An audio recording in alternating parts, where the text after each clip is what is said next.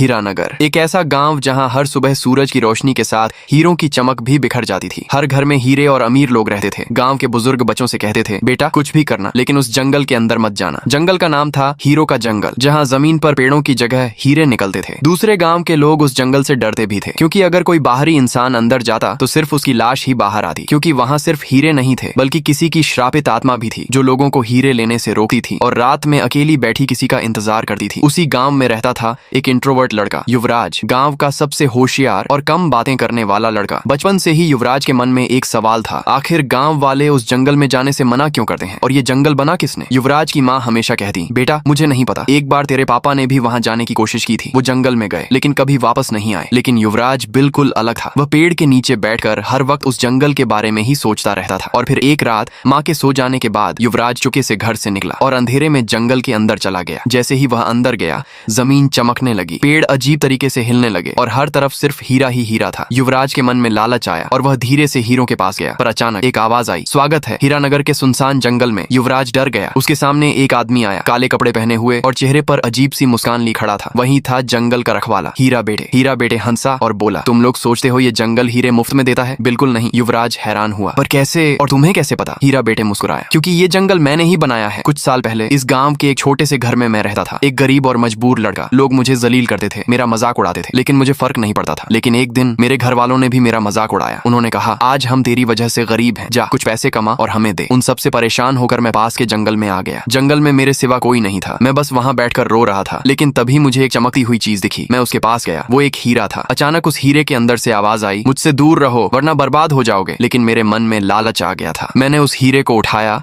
और अपने साथ गांव ले आया। गांव का हर आदमी हैरान रह गया, अरे ये हीरा तुम्हें कहां से मिला? सारे लोग मुझसे अच्छे से बात करने लगे, मेरी तारीफ करने लगे। तब मुझे समझ आया, पैसे हों तो हर इंसान अच्छे से बात करता है। उस रात पहली बार मुझे सुकून की नींद आई। लेकिन जब मैं सो रहा था तभी वो हीरा मेरे पास आया और बोला, मैंने पहले ही कहा था मुझसे दूर रहो वरना बर्बाद हो जाओगे। अचानक कमरे में धुआं भर गया। जब धुआं हटा तो मैं उसी जंगल में था, लेकिन मेरा चेहरा बदल चुका था। वो हीरा मेरे सामने था। उसने कहा, आज से तुम इस जंगल के रखवाले हो और अब तुम इसी जंगल में रहोगे जब तक कोई तुम्हें आजाद न कर दे। उस दिन से मैं इसी जंगल में फंसा हुआ हूँ और हर दिन किसी का इंतजार कर रहा हूँ। उसकी बात सुनकर युवराज भावुक हो गया। युवराज ने कहा, मैं तुम्हें आजाद करूंगा। हीरा बेटे खुश हो गया। युवराज उस हीरे के पास गया और रोकर बोला, तुम इसे जाने दो और मुझे इस जंगल का राक्षस बना लो। युवराज की बात सुनकर जंगल में सन्नाटा छा गया। कुछ पल बाद वो हीरा धीरे से चमका और एक आवाज आई, बलिदान ही असली आजादी है। अचानक तेज रोशनी हुई और जब रोशनी गायब हुई, हीरा बेटे आजाद हो चुका था और युवराज उस जंगल का नया रखवाला बन गया। अब हर रात जंगल में एक नई आत्मा किसी का इंतजार करती है।